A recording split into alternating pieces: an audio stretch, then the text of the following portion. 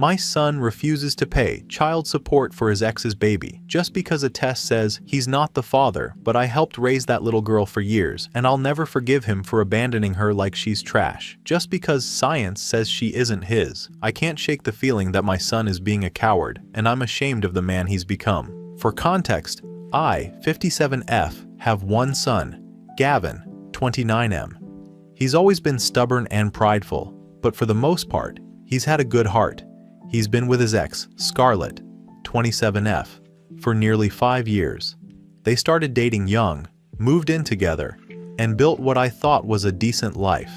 About 2.5 years ago, they had a baby girl, Mira. From the day she was born, I was there. I watched Scarlett go through pregnancy, I stayed with her in the hospital, and I was the first person to hold Mira after Gavin. For 2 years, I helped raise that little girl. Scarlett didn't have family close by, so I filled in. I babysat, helped with daycare bills, took Mira to doctor appointments when they couldn't leave work. I saw her take her first steps in my living room. She calls me Nana. She's the light of my life. Then about 6 months ago, everything fell apart. Gavin and Scarlett started fighting. I don't know every detail, but Gavin said she'd been distant, always on her phone, coming home late from work. I figured it was just relationship strain, normal stuff. Then one day, he calls me sounding cold and says they're over. I thought it was temporary. But then he dropped the real bomb. He said he got a paternity test done and found out Mira isn't his. Apparently, he did the test secretly after a coworker joked that Mira didn't look like him. Instead of talking to Scarlett, he went straight for DNA confirmation behind her back. When the results came back saying he wasn't the father, he exploded, packed his things, left the apartment, blocked Scarlett, and refused to see Mira again. I tried to talk to him. I told him maybe the test was wrong, maybe it was a mistake, but he just kept saying, "Mom, I'm not raising another man's kid. I'm done." It didn't make sense to me. Mira is his child in every way that matters. I saw him sing to her at night. I saw how her face lit up when she heard his voice. I know that bond was real. But he cut it off like it was nothing. He stopped paying for daycare. He stopped calling to check on her. And when I told him I was still seeing her, he told me that if I want to play grandma to someone else's kid, I should count him out of my life. I couldn't believe it.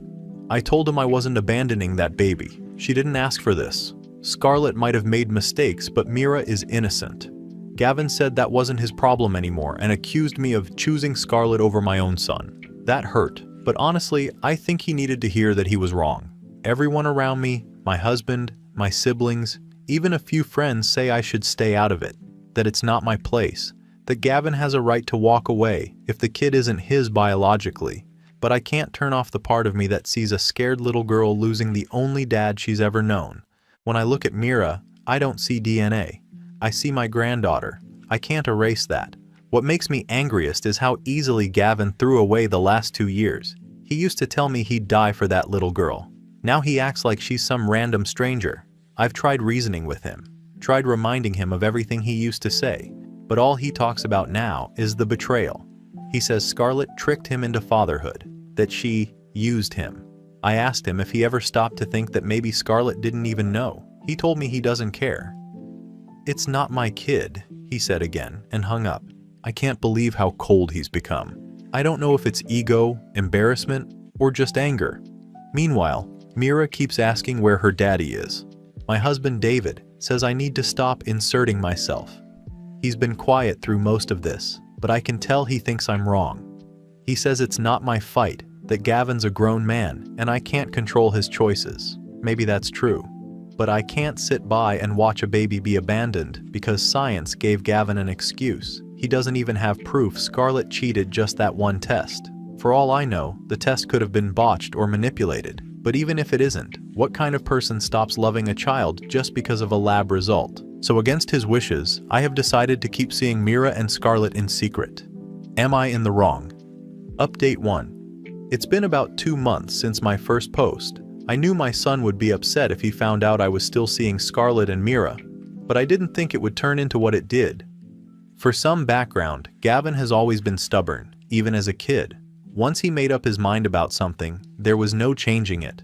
When he told me he'd cut Scarlett off, I didn't believe he would actually stop seeing Mira too. I, on the other hand, couldn't stay away. Scarlett reached out to me a few weeks after everything happened. She was barely holding it together. She'd lost her job around the same time Gavin left, and without child support, she was struggling to keep up with bills. I offered to help watch Mira on weekends so she could pick up extra shifts. I didn't see it as a betrayal, I saw it as helping family. That little girl spent the first 2 years of her life with me in the picture. She'd grab my hand and drag me around the garden. She called me Nana. There's no switch that can turn that love off just because Gavin decided he was done. I didn't tell Gavin right away that I was still seeing them because I didn't think he needed to know. He wasn't asking about Mira anyway, but word got back to him through one of Scarlett's co-workers who apparently used to be friends with Gavin. Next thing I know, he's showing up at my house unannounced, banging on my door, demanding answers. He was angry, more angry than I've seen him in years. He said I picked Scarlett over family, that I was encouraging her to use him. I told him straight that if helping a child he walked out on makes me the bad guy, then I'll be the bad guy. That didn't sit well. He said if I kept interfering, he'd go no contact with me too. He meant it as a threat, but honestly, I wasn't intimidated. It broke my heart to see how bitter he's become, but I wasn't going to apologize for caring about a child. My husband David didn't take my side this time either. He told me I should stop getting involved, that Gavin needs to handle his own choices. He thinks I'm making things worse and that Scarlett is taking advantage of me. Maybe from the outside, it looks like that, but when you've held that little girl through nights of fever, when she runs to you the second she sees your car in the driveway, it doesn't feel like being taken advantage of. It feels like being there for someone who needs you. Gavin's new girlfriend, Carly, also got involved somehow. She blocked me on social media and told Gavin that she didn't want me around her kids if I was going to stir up drama. I've never even met her kids. Apparently I'm toxic now because I refuse to drop Mira from my life. Through all this, Scarlett has been trying to keep things calm. She told me once that she doesn't even know for sure who Mira's biological father is. There was a short period early in her relationship with Gavin where they were on a break, and she made a mistake. She said she tried to tell Gavin, but he didn't want to hear it. He was already convinced it was all lies. I don't condone what she did, but I also don't think one bad choice erases the fact that Gavin has been Mira's dad from day one. Recently, things escalated again. Scarlett had to take on more hours, and childcare was becoming a problem. I offered to help officially by becoming Mira's temporary guardian while Scarlett gets back on her feet. Nothing extreme, just something on paper, so that if anything happened while Mira was with me, I could take her to the doctor or school without issue. Scarlett agreed and signed a statement giving me temporary care rights. I did it because it made sense, not because I was trying to overstep.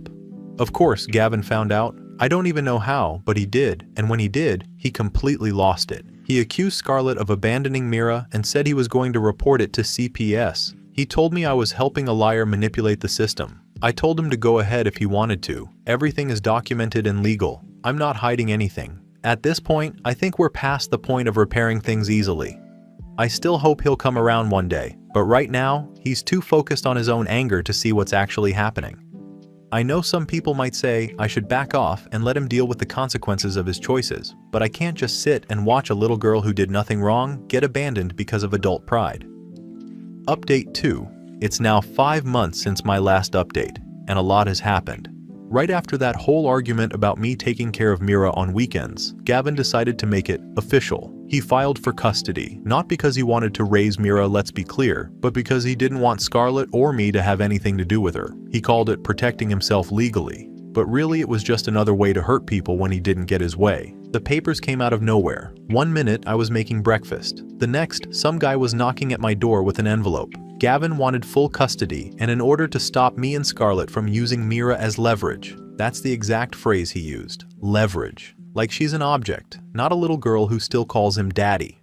I was angry but not shocked. He's always been like this. When he feels cornered, he lashes out. I called Scarlett immediately, and she broke down crying because she couldn't afford a lawyer. I told her she wouldn't have to go through it alone. If he wanted a fight, I'd be there every step of the way. We got a public defender for Scarlett and started gathering everything we could. Photos, texts, medical bills, daycare records, all showing that Gavin had been involved up until the test results. I even had photos of him holding Mira at her first birthday, smiling like he meant it. You can't fake that kind of bond. The court ordered a full review of everything, including paternity. Apparently, the first test Gavin did wasn't filed properly and couldn't be legally recognized. They decided to redo it through official channels this time. Gavin was smug about it, saying, "You'll see." Well, we did. and what we saw was the truth. Turns out Gavin is the father. I can't even explain what that moment felt like. I was sitting in the hallway outside the courtroom when the attorney came out with the results, and for a few seconds, it didn't register. It was like all the chaos of the last year, the arguments, the crying, the slammed doors just froze. Scarlett burst into tears. Gavin went pale and couldn't look anyone in the eye. But the shock wasn't even the worst part. The judge didn't just confirm the test, he went on to call Gavin out. Said it was deeply concerning that a parent would cut off a child without proper verification and that the behavior bordered on neglect. Scarlett got temporary full custody, and I was listed as a caregiver since I'd been providing consistent care. Gavin was ordered to pay back support. The courtroom was dead silent. The judge didn't yell, but every word hit like a hammer. Afterward, we found out why the first test came back negative. One of Gavin's old friends from college worked at the lab. Gavin had mentioned doing the test to him, and apparently, this friend helped him out by switching the results. That same friend got subpoenaed after inconsistencies were found, and he came clean in a written statement. He said Gavin never asked him directly, but he knew what he wanted. Make of that what you will. I'm trying to be fair here, but there's no way Gavin didn't have an idea something shady went down. He wanted that test to say what it did, because it let him walk away guilt-free. The fallout since then has been rough. Gavin's girlfriend, Carly, dumped him a few days later. I'm not sure if she did it because of the lies or because she didn't want to deal with the drama. My husband, David, finally admitted he might have been wrong about backing Gavin, but he didn't exactly apologize either. He just said he's tired of being in the middle. Meanwhile, I've been spending even more time with Scarlett and Mira. Scarlett's been working double shifts again, trying to build a safety net now that Gavin's support order is in effect. I take Mira to daycare and pick her up most days. She's talking more now, stringing sentences together. She always asks about her daddy, and I never know what to say. I tell her he's figuring things out, because what else can you say to a toddler? Gavin's called a few times since court. He's angry at everyone, at me, at Scarlett, even at the system. He said we made him look like a deadbeat, and I told him no one had to make him look like anything. He did that himself. I don't raise my voice to him anymore. I just hang up when he starts blaming everyone but himself. Last week, though, he texted me out of nowhere asking if he could see Mira. I told him he could, but only if he apologized to Scarlett first. He didn't respond for 3 days, then sent, "You always take her side." That was the last message I got. I know people will say I should just let him see her, that it's better for Mira to have her dad around. But I don't agree, not like this. Not when he still can't own what he did. Update 3. A year has passed since the hearing. Gavin's been different. Not completely, but there's been effort, which is more than I could say before. He started showing up again, small visits here and there. The first time was awkward, like he didn't know where to stand in his own daughter's life. Mira didn't recognize him right away. She hid behind me, peeking at him from the kitchen doorway, like she was studying his face. It broke him a little. You could see it. After that, he started coming around more consistently, bringing toys or little snacks, things she liked. Scarlett's been civil through it all. She doesn't trust him yet, but she's never used Mira to punish him. She's been focusing on her job and taking night classes. Mira's in preschool now, happy and confident. Watching her adjust so well after everything we went through is honestly the only reason I've kept my patience with Gavin as long as I have. I had started to think maybe this was just how things would be, awkward but functional. Then, a few weeks ago, Gavin's old friend, the one who tampered with the test, reached out to me. He's in some legal trouble related to his job at the lab. Apparently, investigators had been reviewing his old cases, and he wanted to clear things up. I didn't want to hear it at first. I've had enough drama for one lifetime. But he confirmed that Gavin had known more than he admitted, which is to be almost expected. He said Gavin didn't explicitly ask him to fake anything, but that he made it clear what he wanted. He pressured him, hinted about wanting an excuse to leave. The friend said he went along with it because he thought he was helping Gavin get out of a bad relationship. He was remorseful, but honestly, I just felt sick. I sat with it for a few days. I didn't tell Scarlett. She's moved on from the mess, and I didn't want to stir it up again, but I couldn't pretend I didn't know. So I asked Gavin to come by. When he showed up, I told him about the conversation. He didn't deny it. He just sat there, quiet, staring at the floor. Then he started crying, not angry tears, just this deep, tired kind of guilt. He said he knew what he was doing at the time but convinced himself it was harmless. He admitted he'd been scared Mira wasn't his, scared of ending up stuck in a life that didn't feel like his choice. He said he thought if the test said she wasn't his, he could walk away before she remembered him. It was ugly to hear, but it was also honest.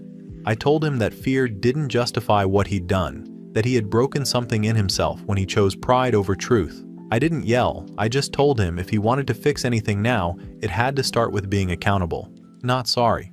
Since that day, he's been trying. Not perfect, not instantly forgiven, but trying. He started paying child support again, without anyone forcing him. He's been going to therapy, and even joined a parenting program his counselor recommended. He and Scarlett talk now short, to the point, but without hostility. They both want what's best for Mira, and for once, that seems to mean the same thing. Last weekend, we all had dinner together for the first time in years. Scarlett, Gavin, me, David, and Mira. It wasn't tense like I expected. Gavin helped Mira cut her food and read her a bedtime story after. Scarlett stayed quiet for most of it, but when she left, she told me she didn't think he was pretending anymore. There's a lot that still needs rebuilding. But for the first time in a long while, I saw my son acting like the man I raised him to be. Final update. 2 years have passed, and I'm here to finally tie this story up. Gavin has turned into someone I barely recognize in a good way this time. He's fully accepted that he's Mira's father, not just in words or payments, but in how he shows up for her. He's consistent now, picks her up for school, helps with homework, makes her lunches when she's with him. He even learned how to braid hair, which I never thought I'd see. Scarlett and Gavin aren't together, but they've figured out how to co-parent without fighting. It took therapy, mediation, and a lot of swallowing pride, but they've reached a point where they can sit in the same room and talk about Mira without anyone walking out. They even went together to her school recital a few months ago. I watched from a few rows back, and for the first time since everything fell apart, it felt like we were a family again. At Mira's 6th birthday, Gavin did something that surprised everyone. He stood up in front of me, Scarlett, David, and a few family friends and apologized. Not in a dramatic way, just honest and plain. He thanked Scarlett for never giving up on Mira even when he did, and he thanked me for holding everyone together when he didn't deserve it. It was awkward and emotional and messy, but it was real. I don't think I've ever been prouder of him than in that moment. David actually teared up. He told me later he finally understood why I refused to back down when everyone said I was making things worse.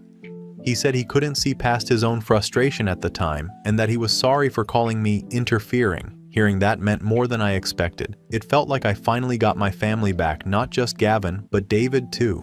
Even Carly reached out, if you can believe it. She sent a message saying she'd seen photos of Mira's birthday that Scarlett posted online and wanted to say she was happy Gavin turned things around. I don't think that was necessary, but it showed how much time changes things when people finally grow up. We've also started something together that I never saw coming. We opened a small daycare. It started as a simple idea, me watching a few kids while their parents worked, and Gavin helping out on weekends. Then it grew into something real. We named it Mira's Place. He came up with the name himself. The sign went up last month, and when I saw it, I cried harder than I did at his high school graduation. The first day we opened, Mira helped cut the ribbon with her little safety scissors. She had no idea how much history stood behind that moment, how much heartbreak, anger, and love had to happen just to get us to a place where we could stand side by side again. Sometimes I think back to when this all started, when Gavin stormed out after the first paternity test and said I had to choose between him and Mira. I remember thinking I'd lost my son that day, but I didn't. He just had to lose himself first before finding his way back. I know a lot of people online were harsh about me in my earlier posts. Some said I was overstepping. Some said I was enabling Scarlett.